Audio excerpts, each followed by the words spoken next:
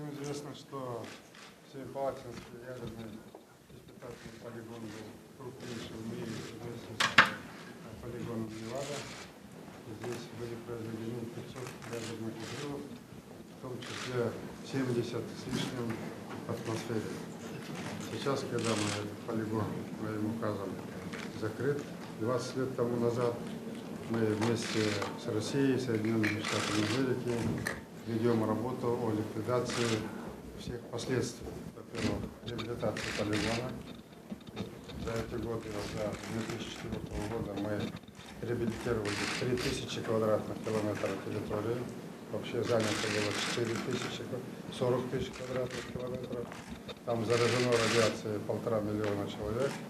И уничтожение инфраструктуры бывшего полигона. И мы совместно... Well, probably all of you know that Semipalatinsk nuclear test site was one of the largest nuclear test sites in the world, together with Nevada. And about 500 nuclear tests have been carried out on this test site, 70 of them in the open air. And Polygon was closed by my first decree as the president of Kazakhstan 20 years ago. And since then, together with Russia and the United States, we've been working to rehabilitate the territory of the Semipalatinsk test site. Since 2004, we're able to rehabilitate from radiation about 3,000 square kilometers of that polygon. The total polluted area is about 40,000 square kilometers. And as a result of tests in the past, about 1.5 million people have been radiated. И это является хорошим примером совместной работы государств по реабилитации, во-первых, во-вторых, обеспечения безопасности и нераспространения ядерных материалов. То есть мы, казахстанцы, благодарны российской и американской стороне за такую помощь. Как известно раньше, точно так же мы ликвидировали шахтные пусковые установки баллистических ракет с 1100 боеголовками. Также мы совместно работали, чтобы уничтожить инфраструктуру и не дать распространению этих материалов. Я, пользуясь случаем, высказываю огромную благодарность нашей страны и надеюсь на дальнейшее сотрудничество в этом вопросе. And this is a very good example of close collaboration when all three countries also worked on getting rid of the military infrastructure on that polygon. And you probably know that about 1,100 warheads have been deployed on military missiles on the territory of that polygon in military launching shafts. And we closed that also together with the help of Russian and American partners. And we are very grateful, the people of Kazakhstan are very grateful for that assistance, and we hope that we'll be able to work together in the future for a safer world, for nuclear non-proliferation. Well, I'm going to just make a very brief statement here. We wanted to do this brief appearance to highlight one of the most significant examples of what we've been doing through this Nuclear Security Summit and what our three countries have been able to accomplish through some painstaking cooperation over the last several years.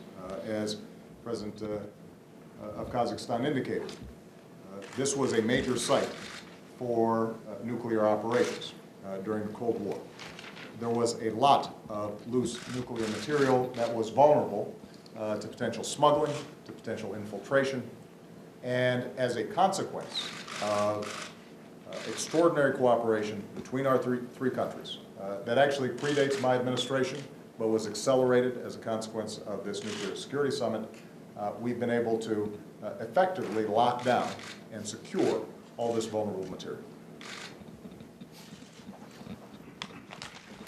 Я хотел высказаться очень кратко, и причина, по которой мы сюда пришли, мы просто хотели подчеркнуть значимость того примера, который мы подаем в плане нашего сотрудничества. Я хотел поговорить о том, как наши три страны за последние несколько лет сумели, благодаря тесному сотрудничеству, достичь очень многого. Об этом как раз упоминал президент Казахстана.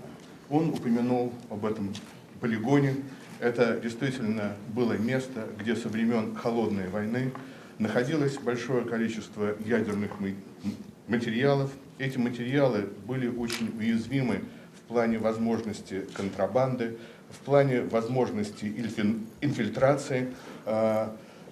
И таким образом, благодаря чрезвычайно эффективному сотрудничеству, которое имело, кстати, место еще до того, как я стал президентом, мы сумели в результате нашего участия в этом саммите добиться того, чтобы эти ядерные материалы находились в большей безопасности. So, we have been able to do this in part because of the outstanding leadership of President Nazarbayev and the people of Kazakhstan. We've also been able to do it because the United States and Russia over the last several years have shown ourselves to have a mutual interest in making sure that nuclear materials are secured and that they do not fall into the wrong hands. And so this kind of multilateral cooperation is being duplicated as a consequence of this nuclear security summit.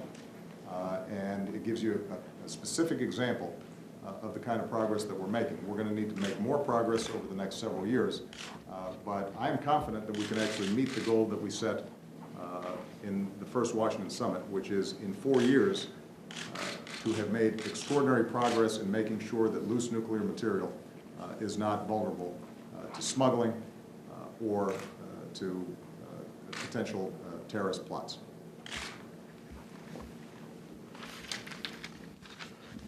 И все это было достигнуто отчасти благодаря выдающемуся участию и вкладу президента Казахстана, его лидерству, а также вкладу всего казахского народа. Кроме того, необходимо упомянуть о тесном сотрудничестве между Соединенными Штатами и Россией, которое имело место в предыдущие несколько лет. Нам удалось поэтому достичь нашей общей цели, то есть я уверен, что нам удастся достичь общей цели, которая была высказана на Вашингтонском саммите. Речь идет о том, чтобы защитить те ядерные материалы, которые могут быть уязвимы для, например, контрабанды или могут попасть не в те руки, и чтобы это действительно произошло в последующие 4 года. И кроме того, я хочу сказать, что благодаря этому саммиту наше сотрудничество еще более углубилось, и нам, я думаю, удастся достичь еще большего прогресса, хотя многое еще предстоит сделать. Саммиты проводят не только ради того, чтобы встретиться, пожать друг другу руки, не только ради того, чтобы заявить о благих целях, но и для того, чтобы продемонстрировать конкретные примеры сотрудничества. Вот он, конкретный пример сотрудничества. Начиная с 2004 года мы, то есть 3 государства, Казахстан, Соединенные Штаты Америки и Россия, занимаемся ликвидацией последствий использования Семипалатинского полигона. Значит, мы понимаем, какие угрозы создавало его сохранение в прежнем качестве, о чем только что сказали мои коллеги. И сегодня мы можем констатировать, все эти угрозы закрыты.